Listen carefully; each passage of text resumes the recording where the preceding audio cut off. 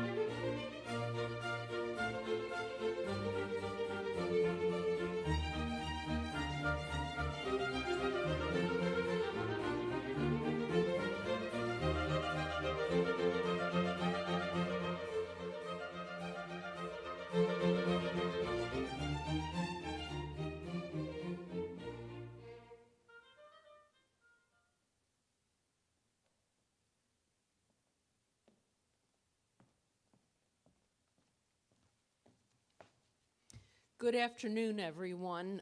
Everyone except the students may be seated.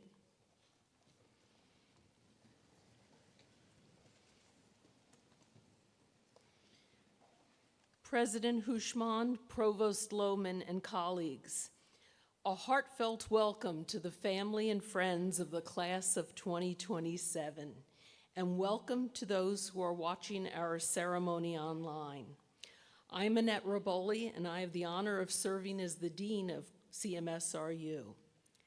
What a happy occasion this is as we gather here in Flieger Concert Hall to welcome our newest junior colleagues into the profession of medicine. I'm going to ask members of the class of 2027 to please turn to face your family and friends. These are the people who have loved you and supported you on this amazing journey that you're on. Please express your gratitude to them with a round of applause.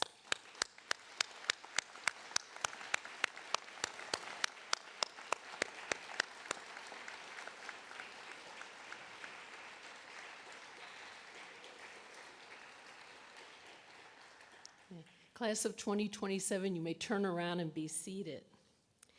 This event is so important to our community that leaders from Rowan University, from our major clinical affiliate, Cooper University Healthcare, and from our CMSRU leadership team are all here today to celebrate, and I'd like to recognize them. I'm going to ask them to stand and to be acknowledged as I call their names. Rowan University leadership, Dr. Ali Hushman, President.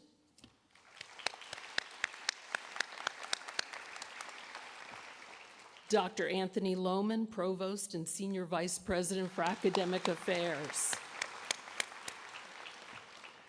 Cooper University Healthcare Leadership, Dr. Anthony Mazzarelli, Co-President of the Health System.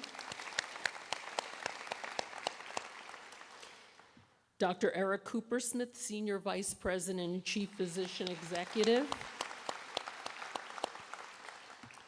And Dr. Michael Goodman, Chair of Pediatrics and representative for the medical staff, President of the medical staff of Cooper.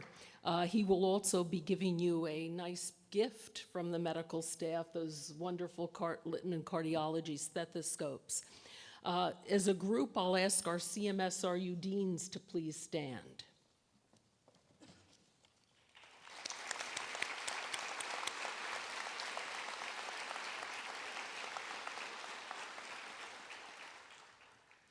Our chairs, departmental chairs, please stand as a group.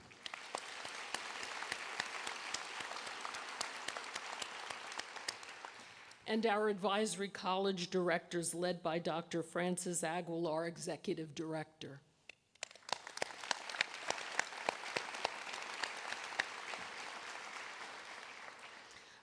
I'd also like to recognize a very special guest, Dr. Ed Viner, who's a member of our board.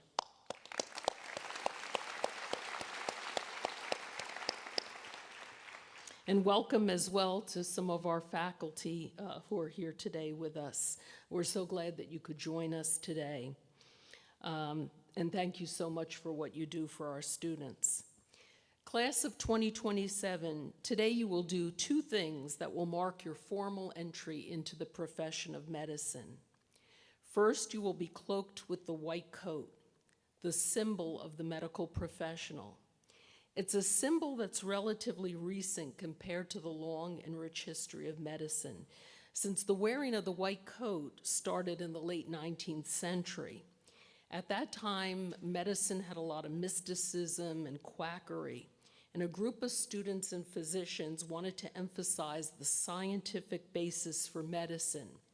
So they decided that physicians should wear a white coat representing the laboratory and science. But the white coat is merely a symbol. It is the qualities of the person who wears and fills the white coat that is important. White coat ceremonies are even more recent. The first one occurred in 1993 and was organized by Arnold Gold at Columbia University. Now they occur worldwide and across health professions. The gold pin on your coat is a gift from the Arnold Gold Foundation. Please wear it proudly and with honor. Dr. Jordan Cohen from the Arnold Gold Foundation has called humanism the passion that animates authentic professionalism. We are proud to have a Gold Humanism chapter at CMSRU and also a Center for Humanism led by Dr. Viner. Secondly, today you will recite the ancient oath of Hippocrates. This oath unites all physicians worldwide and throughout the ages in the art of healing. In taking the oath, you will commit to the highest standards of our profession. Today, you become a medical professional. You may ask, what is a medical professional? A medical professional is someone who accepts the responsibilities, the obligations, and the sacrifices that go with the privilege, and indeed it is a privilege to study and practice medicine. But above all, a medical professional is someone who places the interests of the patient above their own. Class of 2027, each of you is a very special person with a very special role to play. During your time at CMSRU, each of you will discover and develop the traits that are essential to the development of an excellent physician: knowledge, altruism, humility, commitment, kindness, respect, empathy, and compassion. This process has already begun, for in choosing medicine, you have proclaimed your desire to serve others. Our job over the next 4 years is to help you become the person who fills your white coat with the attitudes and skills worthy of our noble profession. My best wishes to all of you. Thank you.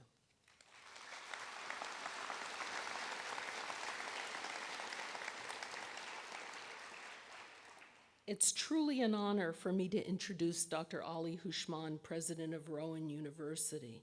This is the 11th anniversary of Dr. Houshmand's leadership and the 100th anniversary of the university. CMSRU is proud to be part of Rowan, an institution that has been on an amazing meteoric rise nationally. President Houshmand.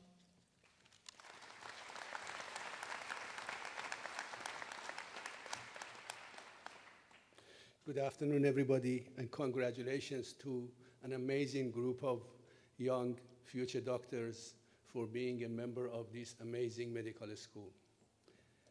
This is one of the most selective group of students that we have had. For the parents who are, and the loved ones who are sitting in here, be very, very proud, because these 110 or so students were selected from more than 5,000 people, each of which was equally qualified. So you can realize these individuals have had some additional qualities that really distinguish them, and these amazing faculty members managed to identify you and brought you here.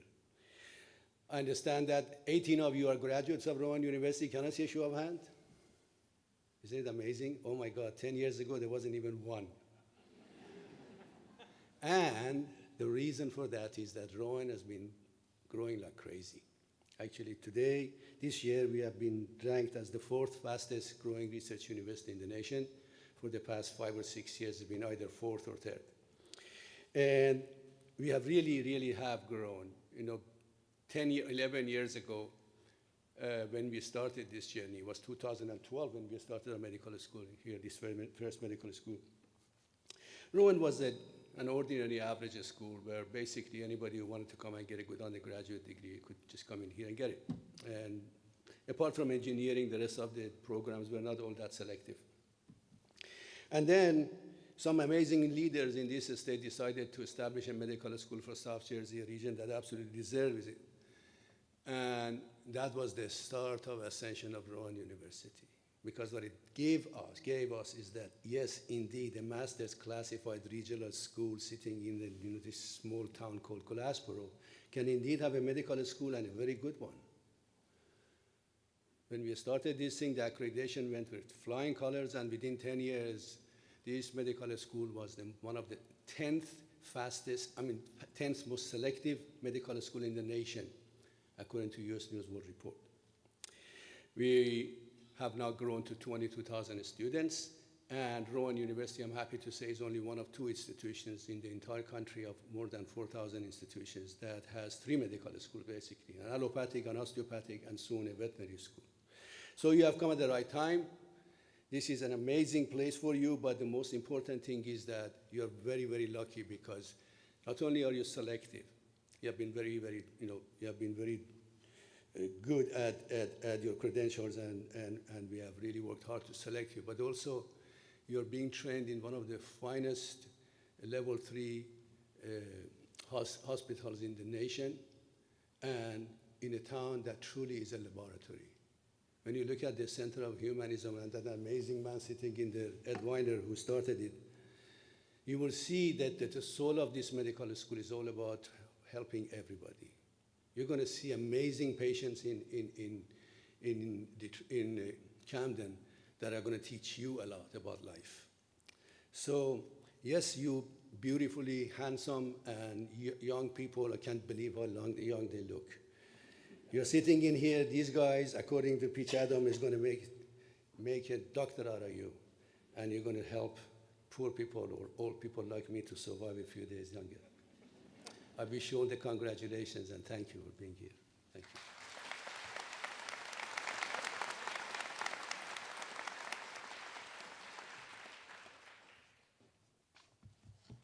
Thank you, President Hushmand. It's a pleasure to introduce our university provost, Dr. Anthony Lohman. Under his leadership, Rowan University is evolving into a powerhouse in science and the health professions on the road to Carnegie R1 status. Dr. Lohman.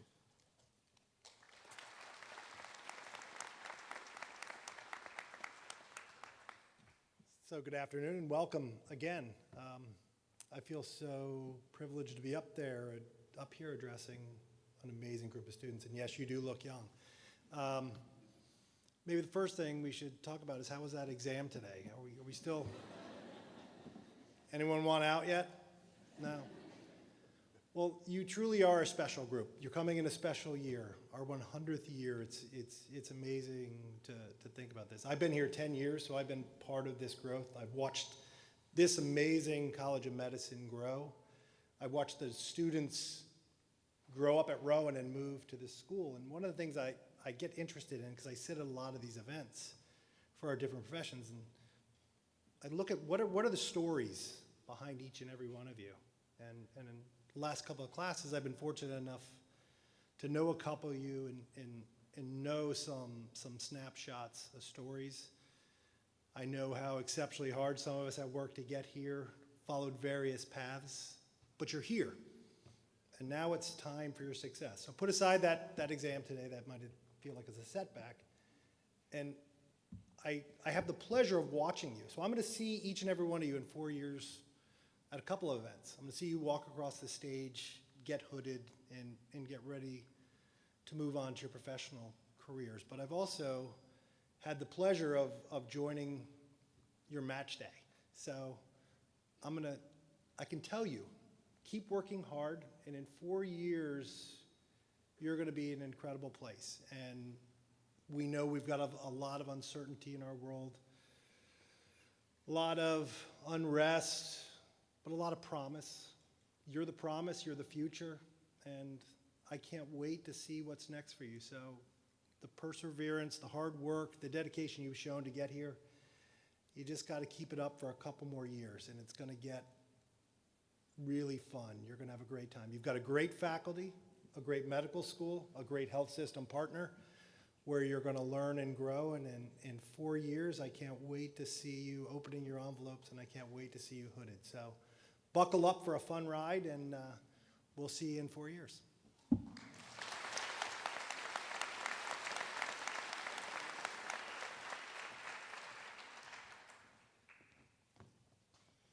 Thank you, Dr. Lohman. Dr. Lohman didn't tell his story about why he didn't choose a career in medicine.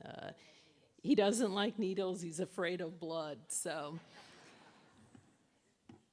each year, I select a white coat speaker who demonstrates the highest ideals of our profession and who is willing to share a story that demonstrates those ideals. This year's speaker is Dr. Haval Kelly.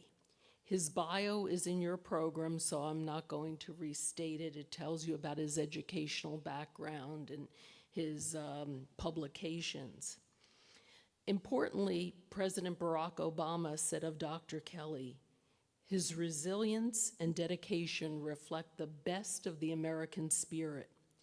His experience offers a shining example of the American dream.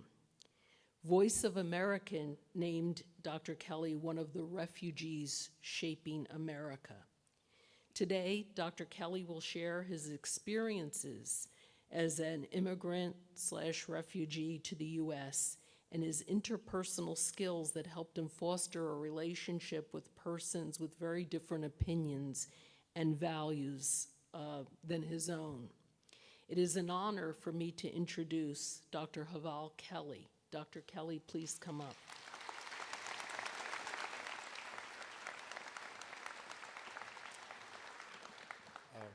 Thank you for having me. It's an honor to be here, and I'm really happy for you. I remember mine was 10 years ago when I had the white coat ceremony at Morehouse Medical School. And I didn't bring any EKG to test them today, Dr. Loomis, so I'm going to save that for next time when I come back for a lecture. So just relax.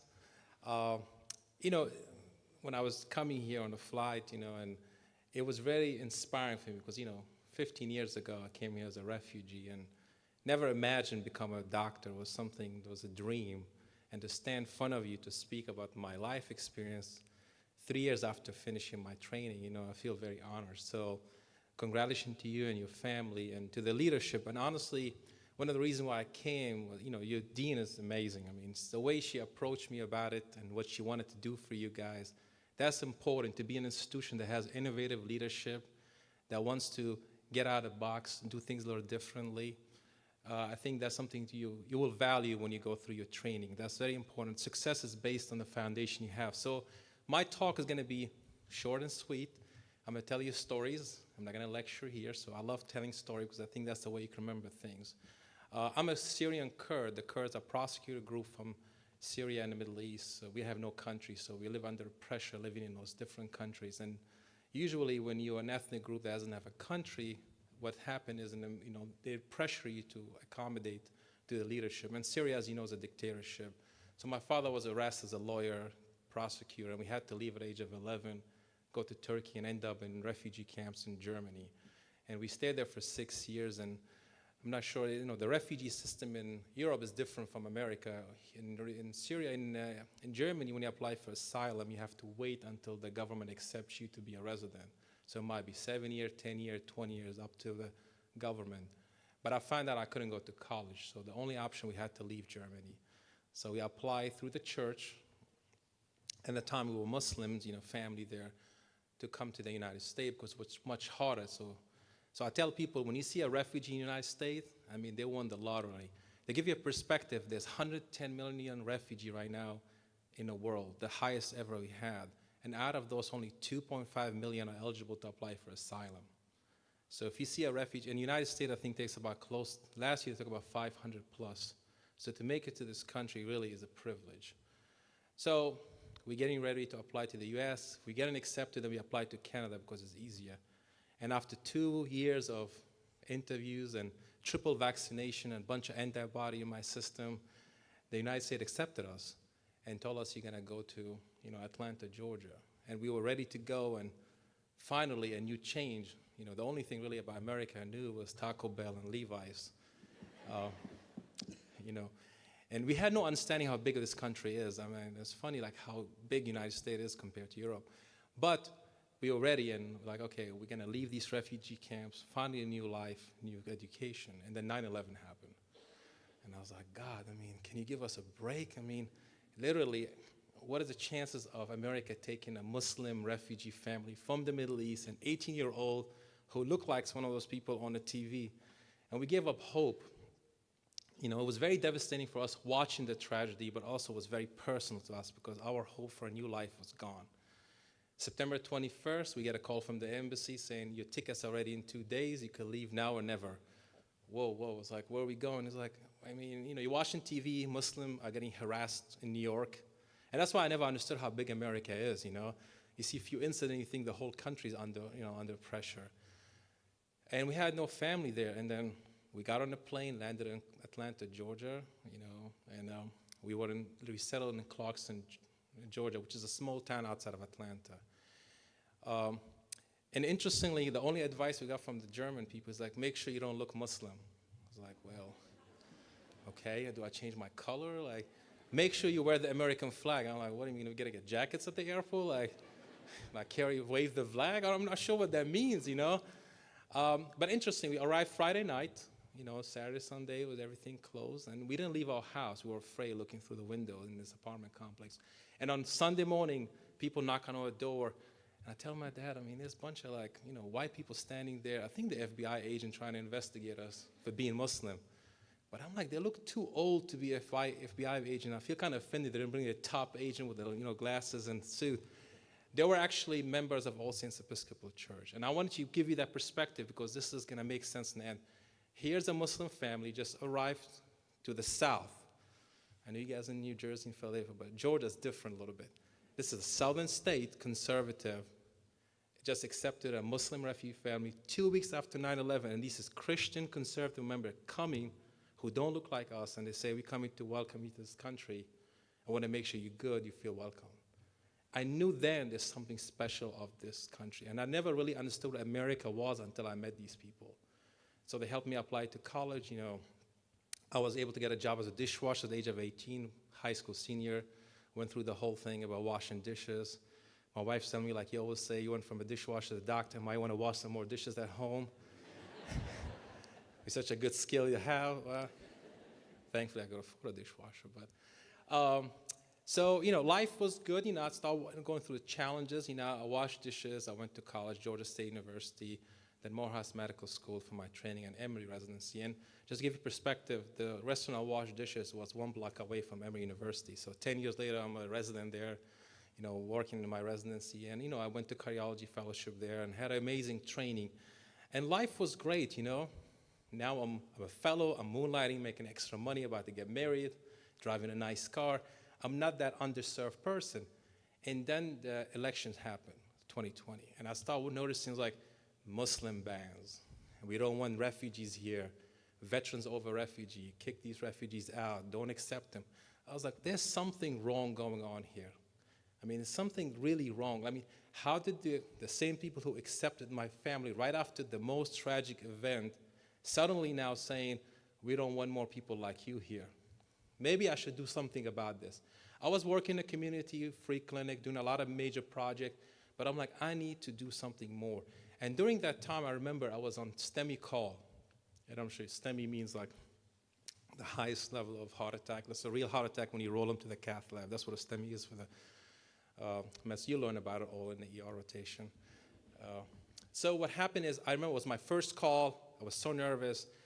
And we had a STEMI activation middle of the night. He's like, the report was, there's a guy flying from Germany on Lufthansa. He just got stopped. He's having chest pain. The EKG shows STEMI. He's coming to Grady and go ready. So I'm driving there. I'm calling my attending, who happened to be a Jewish attending.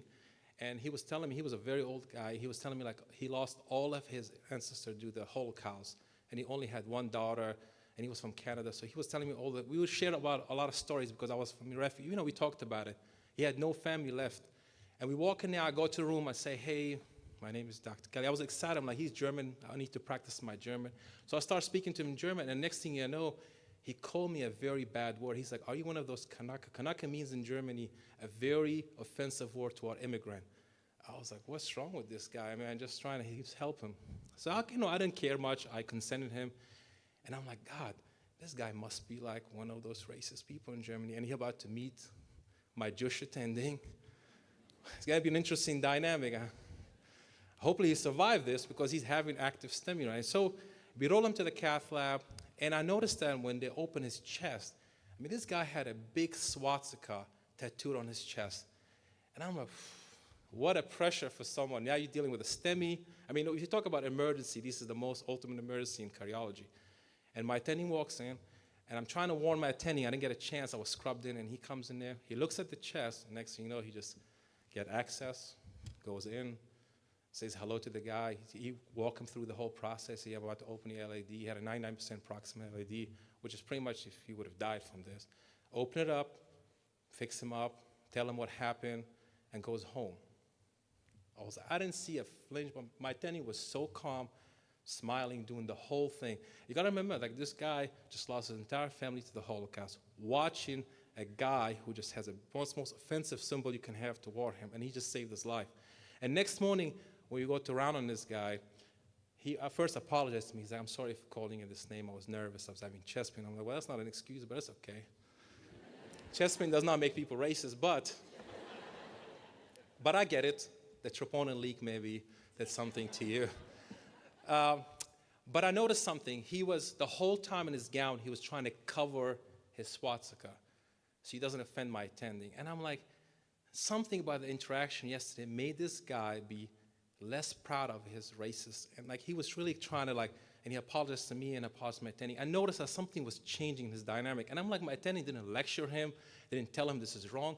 He just did his job with respect and humility. And that stuck with me in my fellowship. In the meantime, with all this election going on, I'm trying to do something different. I get invited to a lot of churches to speak to about the refugees and immigrants, but I was speaking to the people who agree with me. It's like me going to a fitness studio and be like, hey, exercise is good for you. Great. I need to go to the other side, the people who hate me, who don't want me to be here. That's what I need to fix.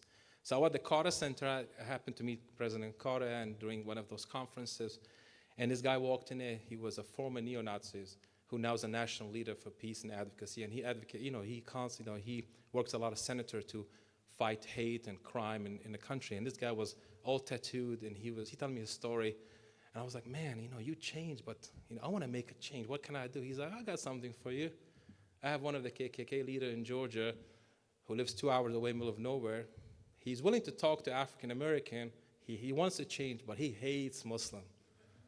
I'm like, well, that's not a STEMI call. I'm not a STEMI call. I don't want to go there and get a heart attack. So he said, no, you should talk to him. You know how these groups start? They start on Facebook. Like you message people on Facebook and get.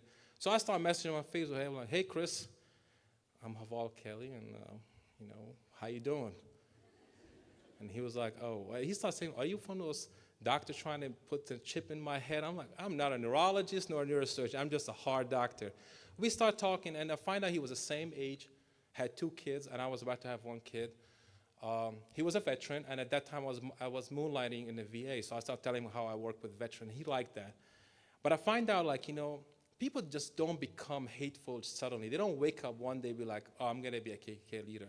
He was a veteran who went to Iraq and Afghanistan during the 9/11 attack, and he just went to do something for his country and protect it. And at the same time, he lost one of his best friends by the Taliban. He shot him in the head, and he developed this hate toward Muslim. When he came back to America, he was dealing with, fracture in his back, and he was addicted to pain medicine. He couldn't get the care for his mental health issue.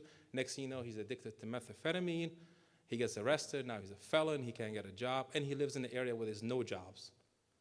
And what a best state to recruit people for hate crime. And I remember I was like, how did you get involved? He's like, I went on the website of the KKK. I say, I hate Muslim. Let me know how I can help. 2 hours later, they give him a call, be like, hey, how you doing, Chris? They start asking what he needs. He said, I need some school supplies for my kids. Next morning, there was a box of school supplies in front of his house. And he felt belonged to that group. Nobody cared about him except this one hateful group that he didn't. And he became an active member, and he was telling me all the recognition he get. I don't know if you know about how the Klan works, but they have these weird names, like he's the Night Wizard of the Second Klan. I'm like, that doesn't sound scary, but okay. But he was telling me about his experience, and and then eventually we decided to meet. And when I went to meet him, I think he was more scared of me meeting him than I meet him, because I felt like, I need to meet this guy. And I went, there, and then when I started driving, my signal got weaker and weaker. Okay, I need to change to Verizon maybe, but this is not working. And I started looking for a Starbucks. I'm being from the city, no Starbucks there. It's just a rundown small town, what you never seen probably. And I'm not from rural America, but I was so touched. I'm driving this neighborhood that I would never live there as a refugee. If that was America to me, I would rather stay in Syria instead of coming here. And I'm like, these are the refugees of America who get stuck in these small towns. And no wonder they hate people like me. Probably the Klan or the extremist group telling them, hey, look at these refugees who come to America. They get welcomed in this warm home and giving gifts. But you, the American, who not getting anything. That's what you should hate. And that's what I realized. These groups feed on these things. They take anger and they take fear and distill it into hate. And they dehumanize the faces of our people so you could hate them easily. So when I show up there, it was just like a Kurdish person from Syria. Got some gift for the family. He was very afraid to open it. I'm like, there's no bomb in there, man. Just relax. Calm down. You're not in the military. I was like, and then we started talking more, became friends. And, and eventually he asked me, he's like, can I come to a Ramadan dinner? I was like, sure. He came in. He was more worried about what dessert to bring to not offend me. I'm like, I don't know, bring whatever you want. He said, if I bring brownie, then people think I'm racist. If I bring pudding, there's yellow. I'm like, whatever, man. Bring baklava, I don't know, whatever. That's probably the easiest thing. But he came and he met my community, and he realized how all these people in the community knew what his background was, but nobody cared what his background was. They're all like, hey, you want some food? Here's some kebab, here's some salsa. He ate, and his wife try the hijab with my mom and just to like see how it is. And then he went and eventually left the Klan and, had to go through trouble with that. And now he is actually a national advocate. Like, he's actually spoke at the Congress. He worked with senators and congressmen. He helped so many people right now. He has this thing called Hate Anonymous, helps people to actually leave extremist group, and he helps families who have kids who are leaning towards. I mean, he built so many programs out of his experience. And I do believe, like, I'm sure there's a saying in the Torah and the Quran say, whoever saves one life saves humanity. I think if you could change one mind, you could change humanity. And what the message is, I didn't go at him with strategic models and therapies to change this guy's mind. I really did what my attending did and what these American people did. They were just normal people listening to us, doing their job, and being friends. And I think that's what we realize. We don't realize as doctors. I know you guys are a student. I know when you work in a medical school, you think your first year, you don't know much, because you meet all these superstar attending who have 100 publications and wrote the book you're reading from. But when you leave this, when you wear your white coat, you have a superpower. I mean, you got to remember this. You're going to learn about this.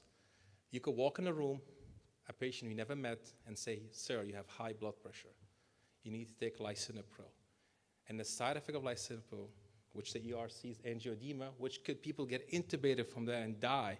But the patient trusts you to do this. He's willing to take the drug to treat the hypertension. They just met you.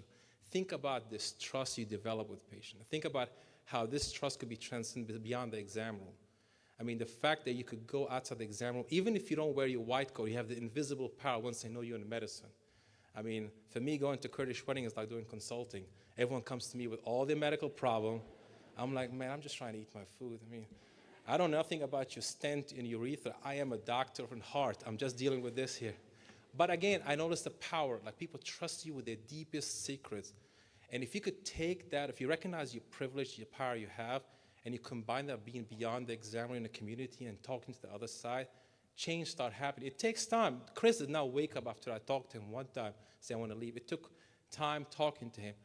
And I work with his community, I work with different people, and we travel the country working together.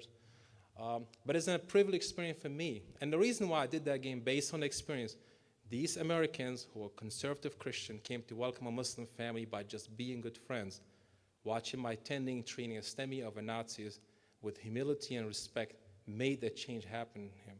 And then talking to Chris by just being a father of one kid, of being a person who loved this country, made a change in him to think differently. And I think it's important for you guys, especially as first-year medical students, live in this interesting time to recognize your power and privilege you have. And I think as doctors and providers, we can be agent of change. And I tell all my students, just think beyond the exam room, because there's the patient exam room, but there's the whole community outside of the exam room that needs us to be present and to be able to humble and listen to them. And that can make a huge difference. But thank you for having me here, and it's a privilege, and congratulations to you and to your parents and your family. It's a huge accomplishment. I mean, you let the 2% of the 5,000. This is amazing, though. Okay, thank you so much, though.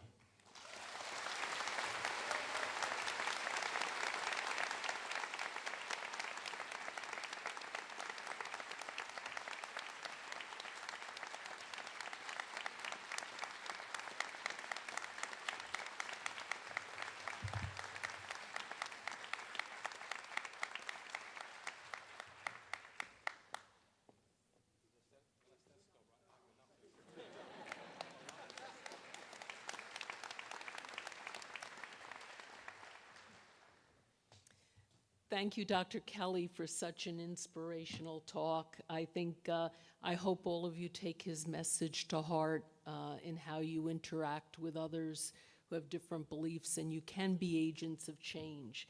So thank you so much for the message.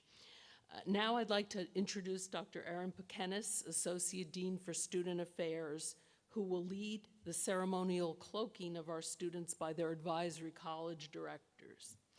Each student will receive a Littman stethoscope from the medical staff of Cooper University Healthcare, and we're so grateful for these gifts for our students.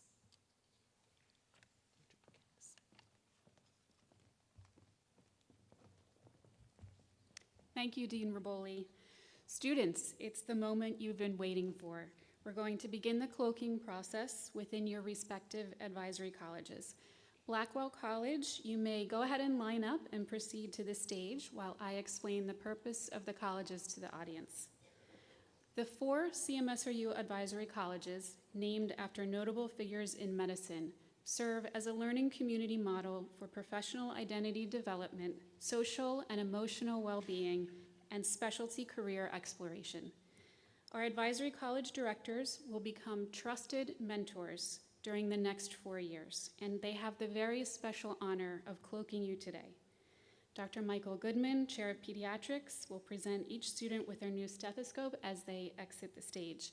Audience, I'm going to ask that you please hold your applause until the final student in the class is called and we have completed cloaking for every student.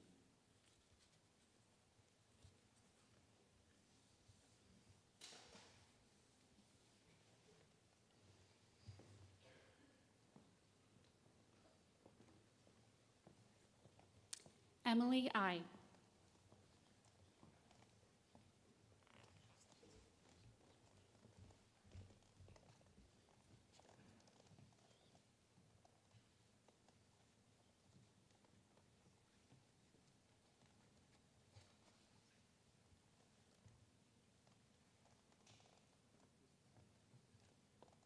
We are going to do photos for each student. Anna Miriam Einichi.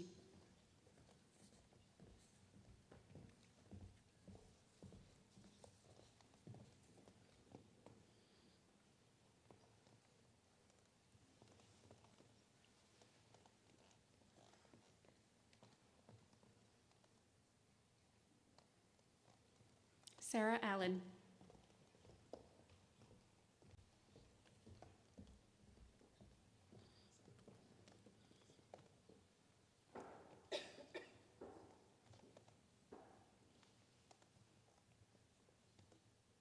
Gianna Callaghy.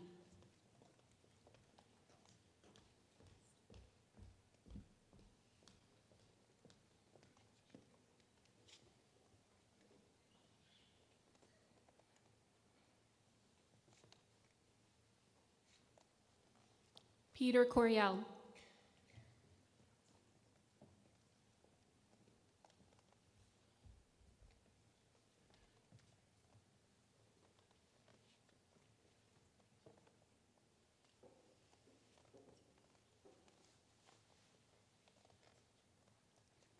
Angelica D'Souza.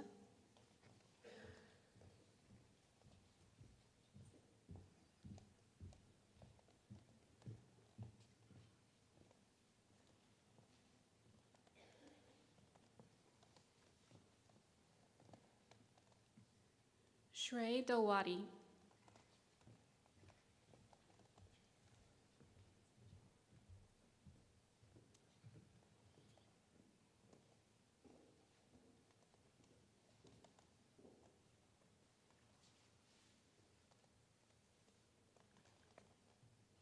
Hunter Goj.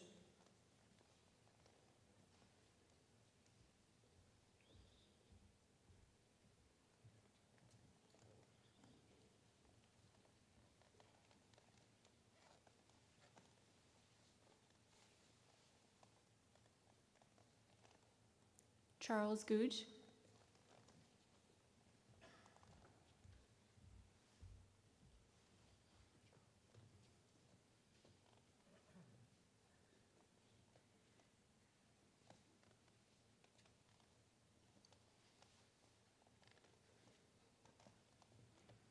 Dhruv Gowel.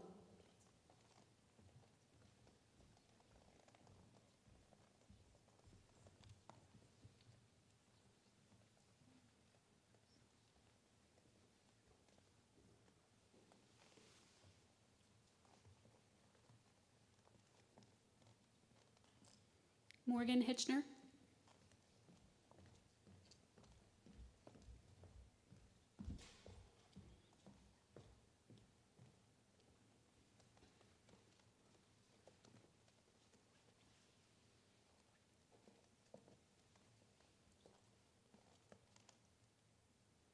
Aaron Hudson.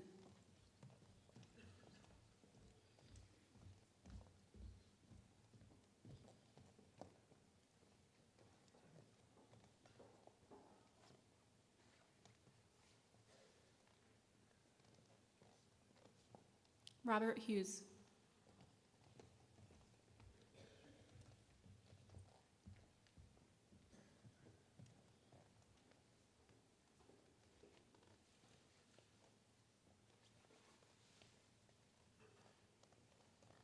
David Isaacson.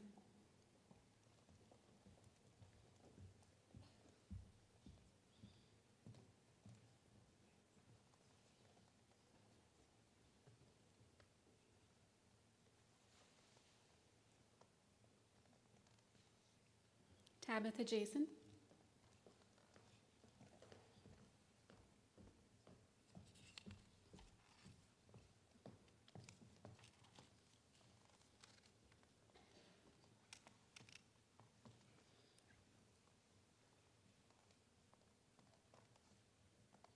Samuel Jin.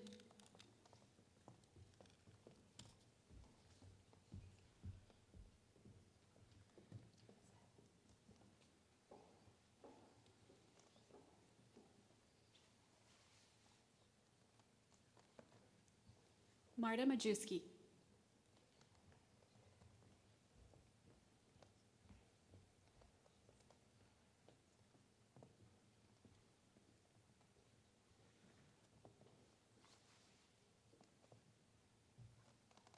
Nikhil Matthews.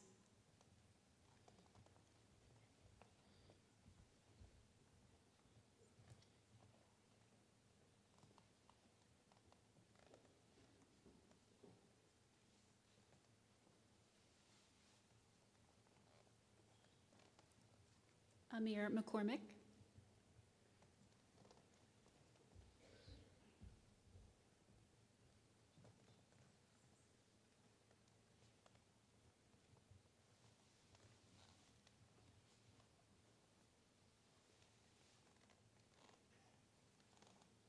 Catherine Moore.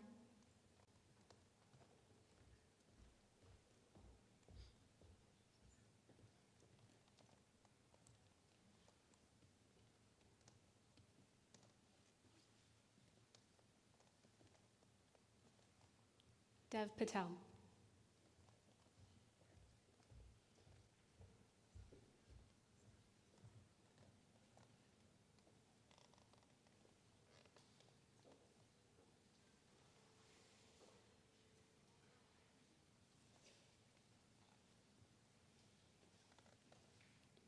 Apurva Puli.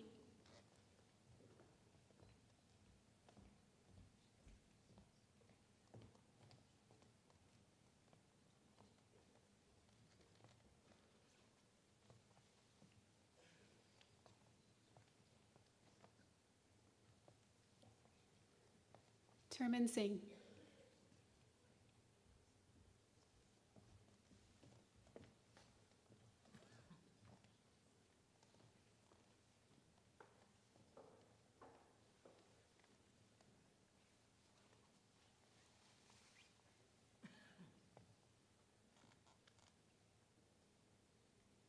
David Starnes.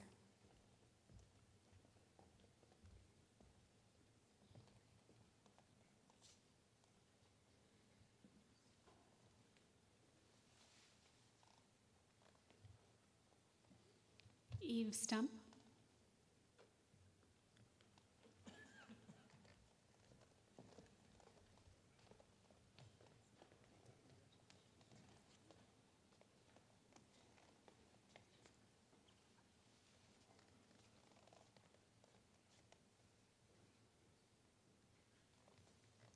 Andrew Toler-Dava.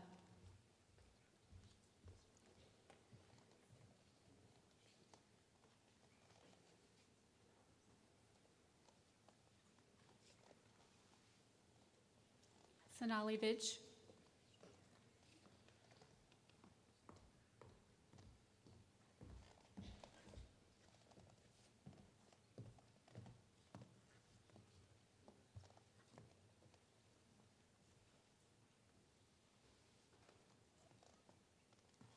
Ryan Wild.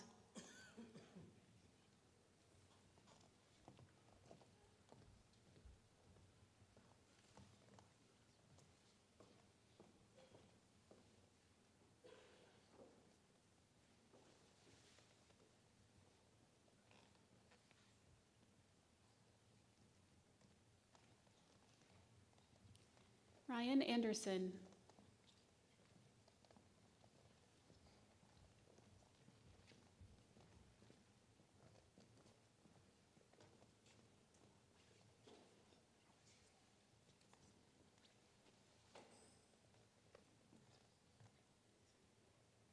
Andrew Bonner.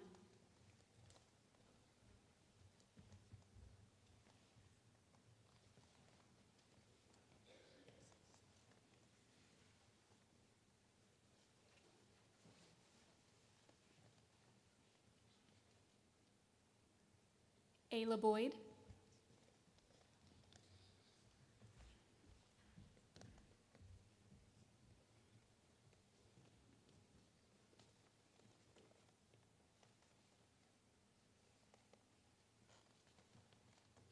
Brian Chen.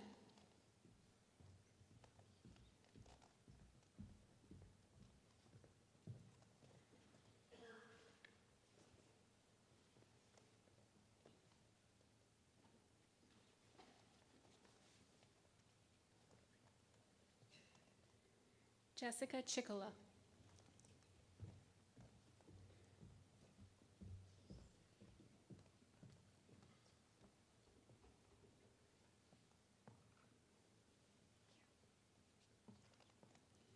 Madison Kitis.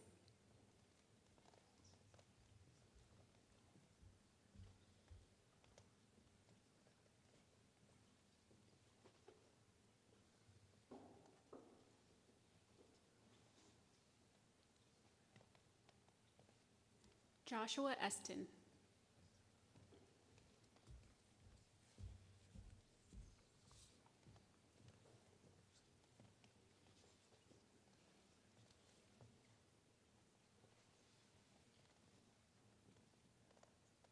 Misa Fang.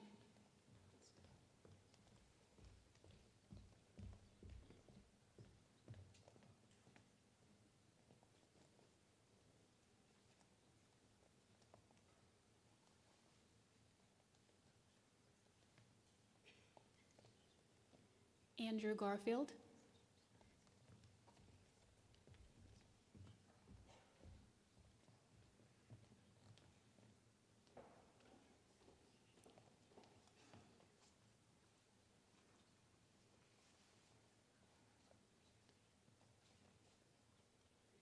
Arnav Goyal.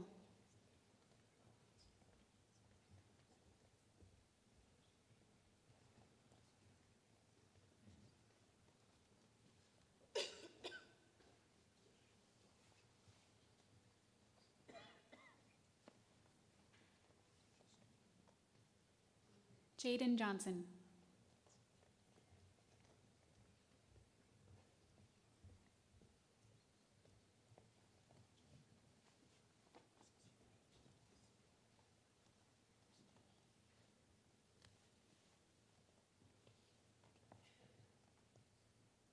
Annie Khodorkovskaya.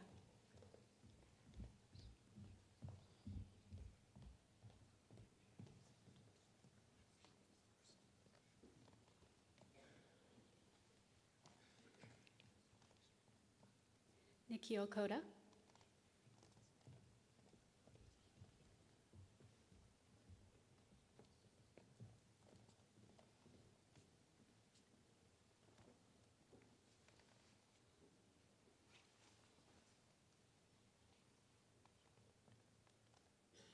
Emily Lai.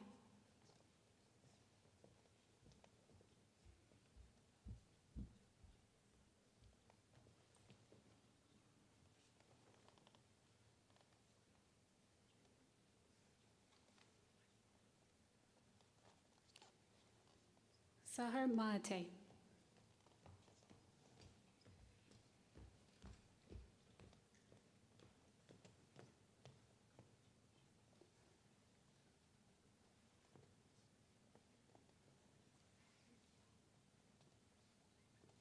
Anurag Majumdar.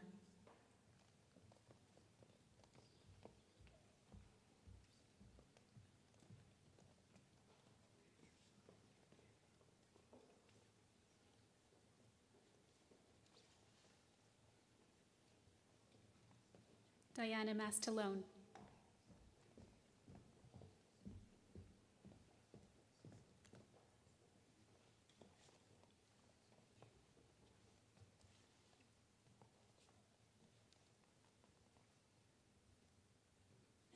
Rahul Menon.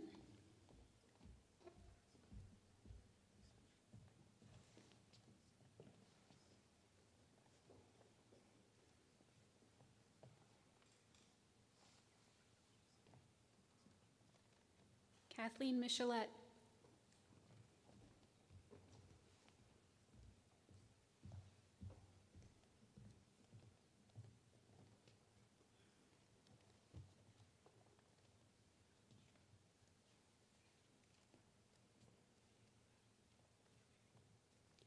Meghana Mogalipuvu.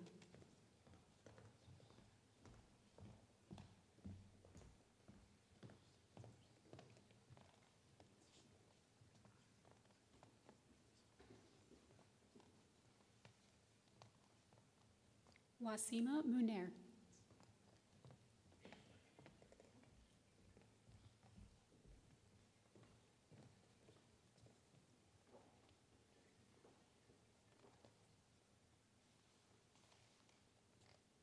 Pooja Patel.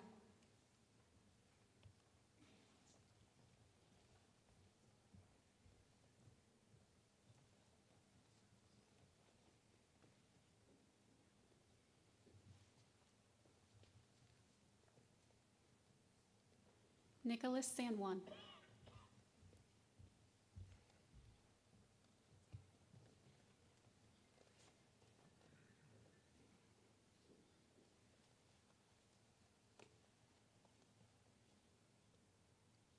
Christopher Snyder.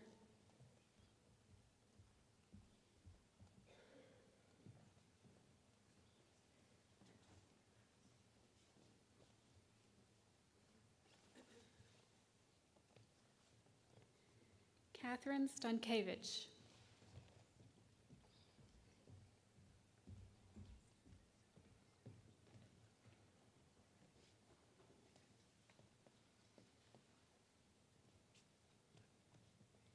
Max Van Suskill.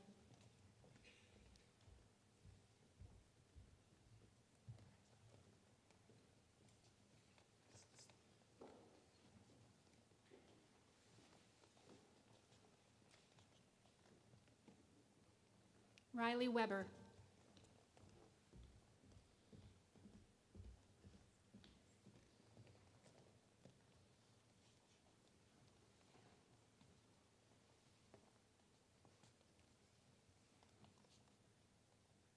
Jason Yin.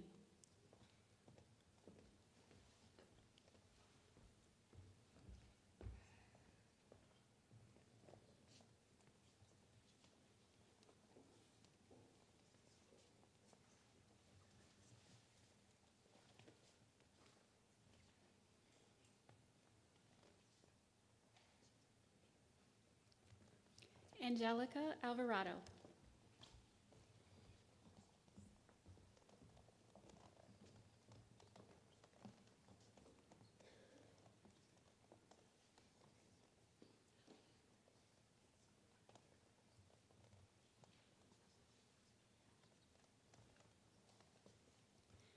Yas Azmuda.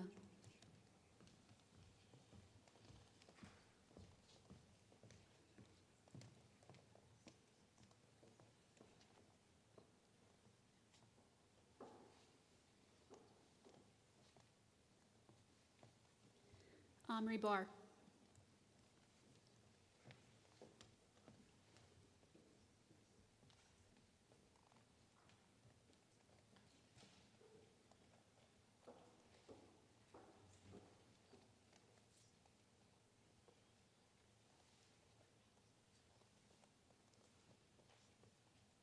Carson Brooks.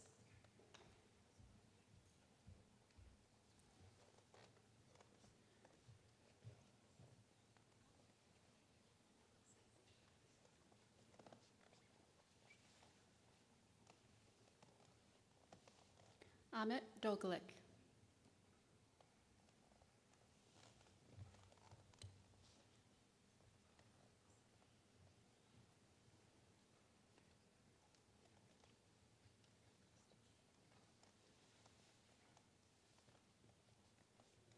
Kimberly Dang.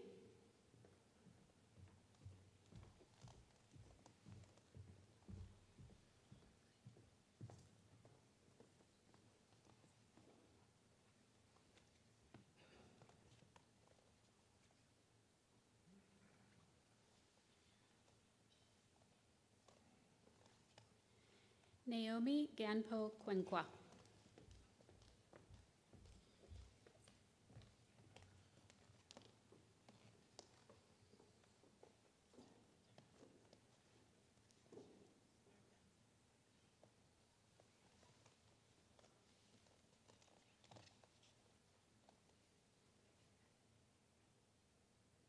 Lucas Garfinkel.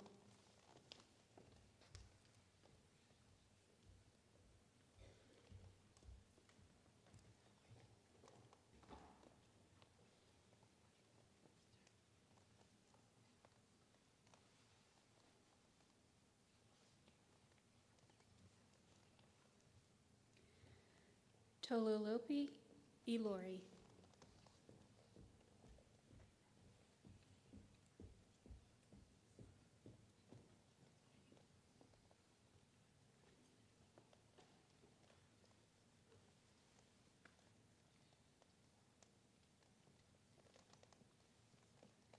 Zaina Isa.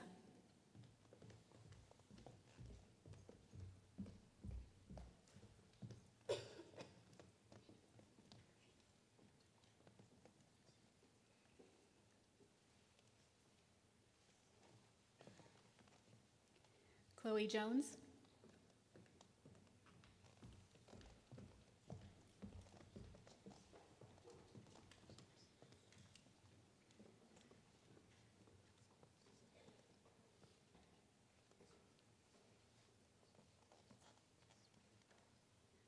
Konstantin Kapitanakis.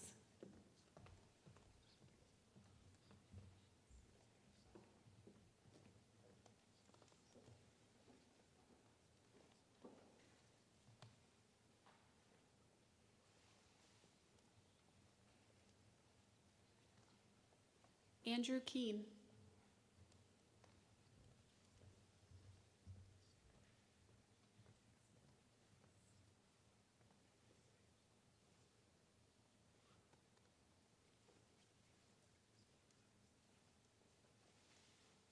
It is a lot harder than it looks, folks.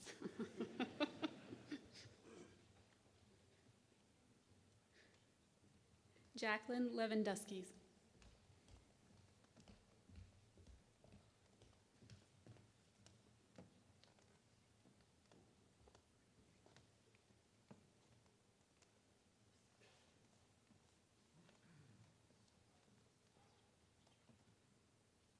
Joseph Macaron.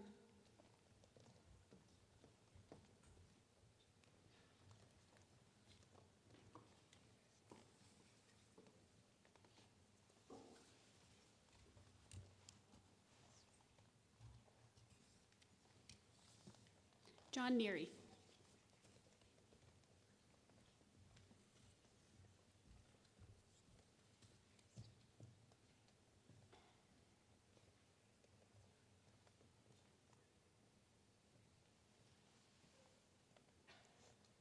Lindsay Wynn.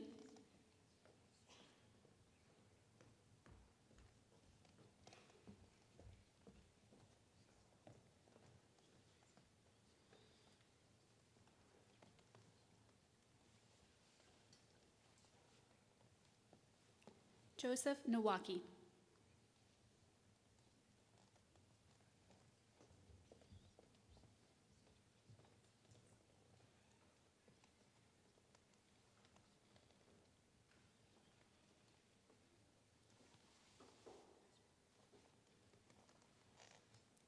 Aaron O'Callahan.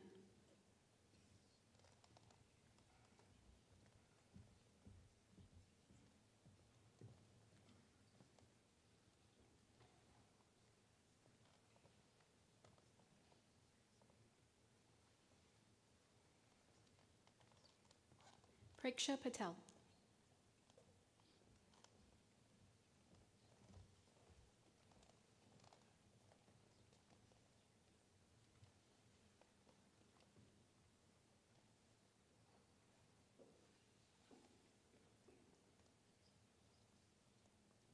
Soham Patel.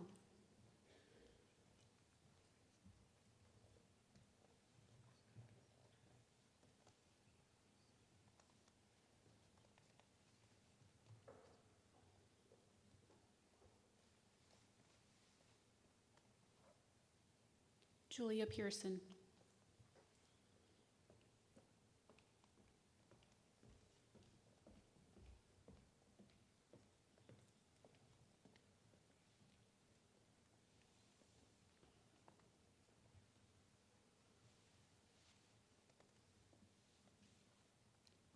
Sumchi Lydia Poon.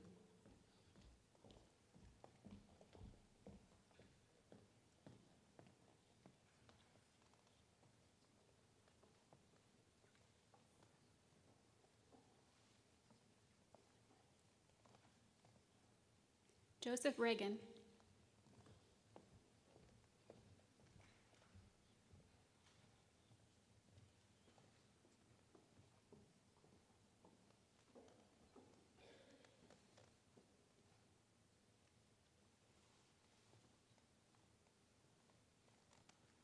Roger Chefmaker.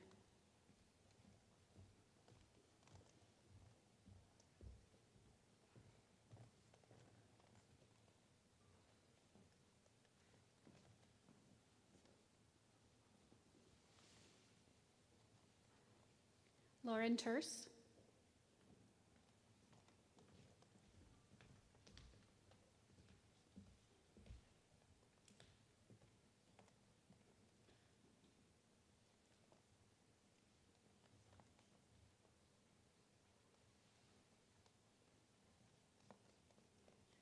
John Wimmershoff.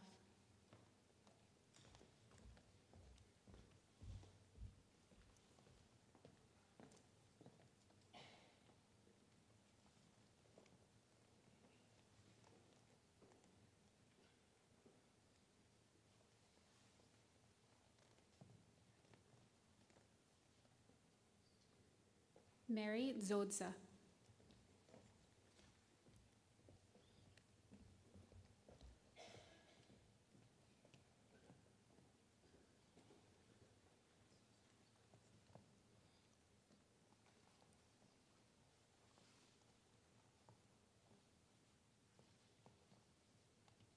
Jonathan Zeiner.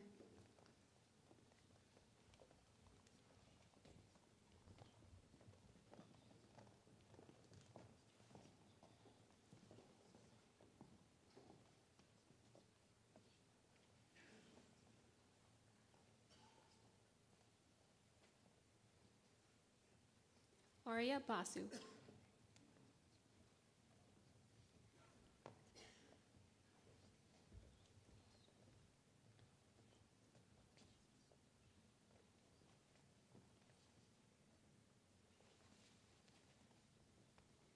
Danielle Brown.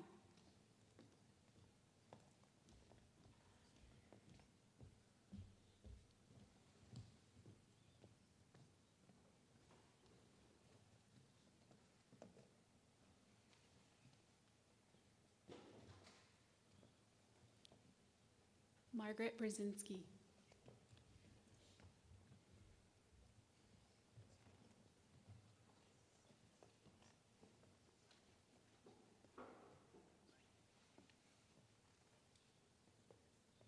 David Chang.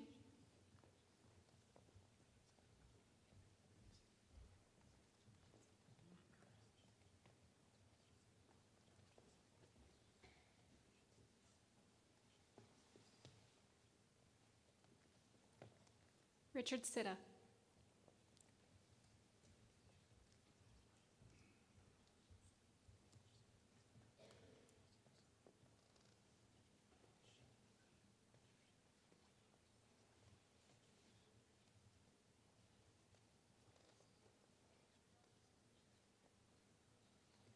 Meredith DeForest.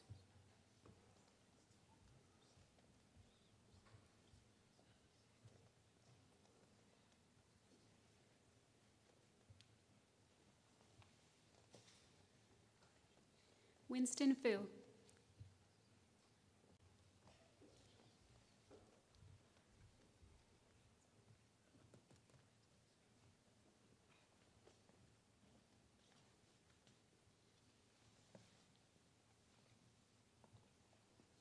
Zvi Goldman.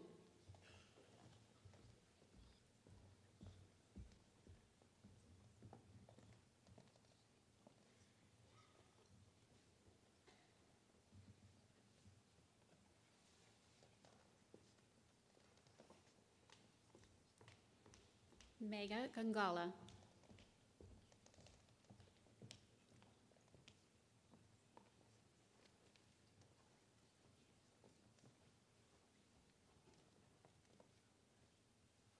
Christine Hawkins.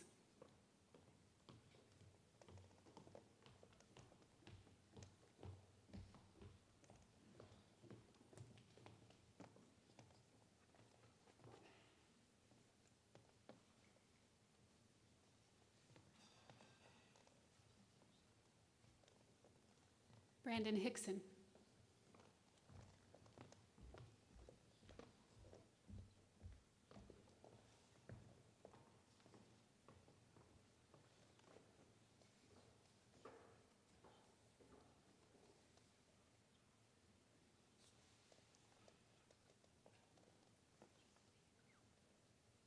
Sarah Kim.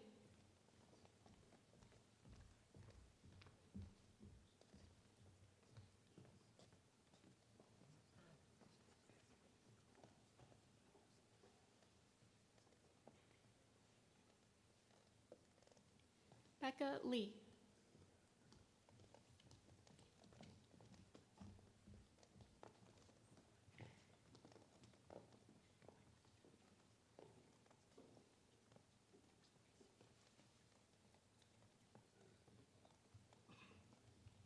Caroline Malkin.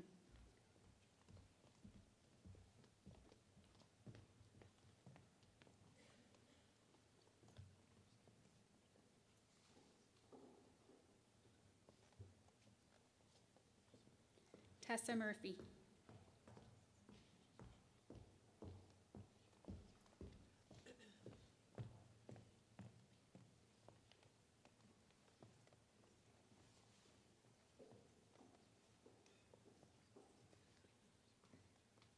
Sonia Patel.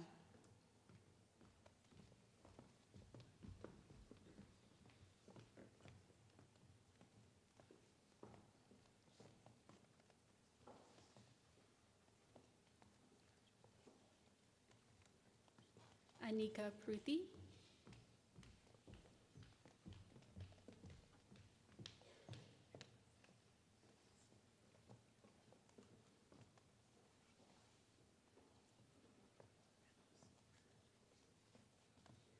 Sebastian Kiana.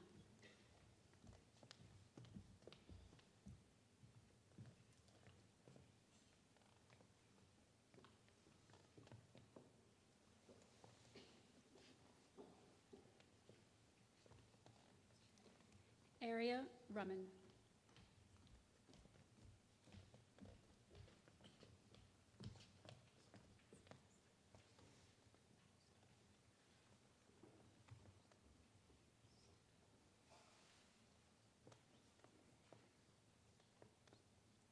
Samuel Roy.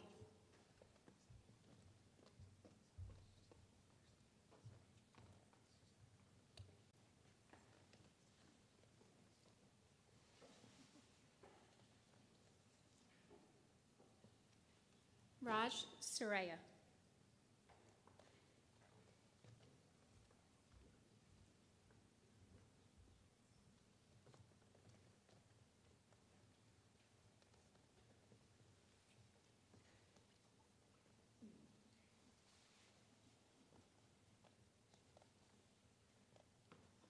Andrew Sung.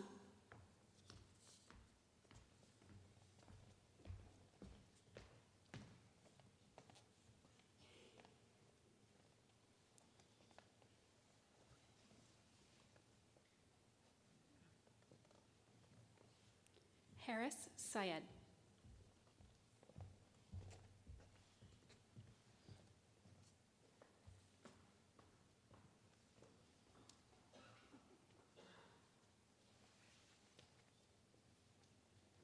Isabella Trachtenberg.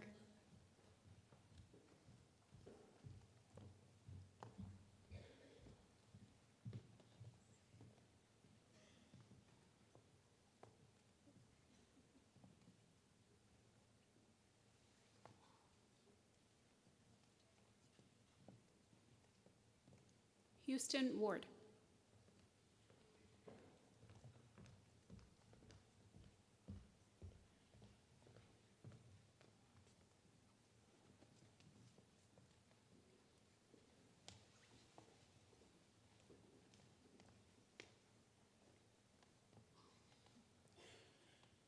Anna Wengen.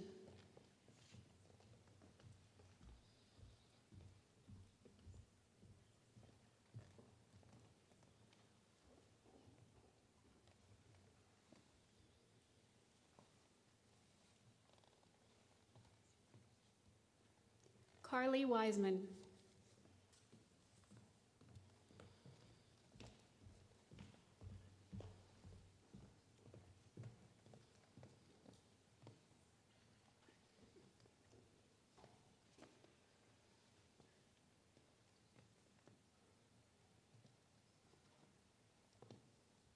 And now, audience, you may clap. Please join me in congratulating the class of 2027.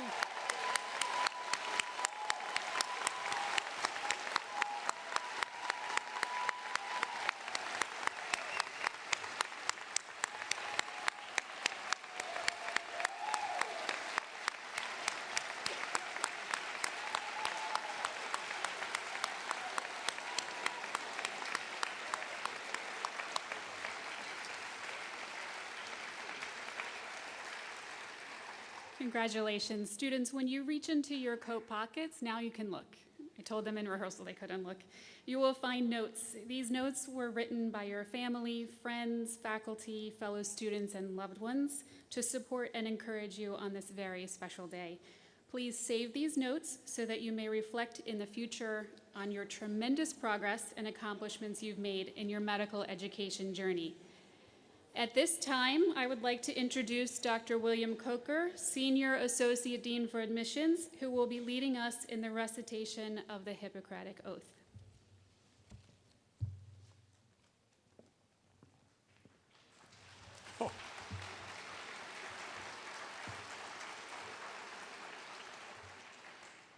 Good afternoon, everyone. How's it going? So the first thing we have to do is on count of three. 1, 2, 3. Nice deep breath. All good. As I look out and I see all of you in your white coats, Dr. Aboli, it's looking pretty good to me, huh? I think we did a pretty good job this year. But at this point, it's my real privilege and pleasure to be able to lead you in reciting the Hippocratic Oath for the first time. So I'd like to ask the members of the class of 2027 to please stand. I'd also like to invite my faculty colleagues on the stage and also in the audience to also rise and renew their oath. The version of the oath we're using this year is an adaptation of the modern oath. It actually comes from Dalhousie University in Canada. It was developed about 30 years ago, but I think it contains all the essential principles of the original Hippocratic Oath. So please, along with me, recite the oath. At this time of being admitted as a member of the medical profession, I solemnly swear by that which I hold most sacred that I shall consecrate my life to the service of humanity, that I shall maintain by all the means in my power the honor and the noble traditions of the medical profession, that I shall ever remember with gratitude my teachers in medicine, that I shall constantly strive to add to my knowledge and skills and be ever willing to assist others to the same end, that I will use my knowledge to help the sick to the best of my ability and judgment, and will abstain from practices that would bring harm to my patients, that I shall not undertake to perform tasks beyond my ability and competence, and that in the practice of my profession, I shall preserve inviolate the confidences of my patients. These promises I make solemnly, freely, and upon my honor. Congratulations.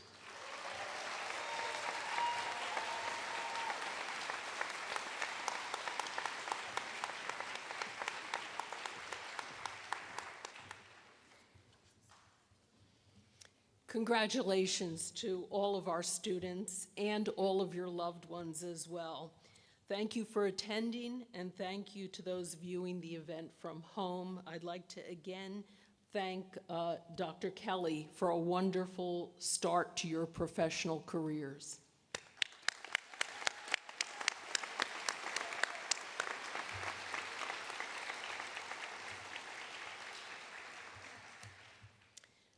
Unfortunately, because we're having bad weather, you never know it in this cocoon of a room here, we're unable to go outside for the reception under the tent.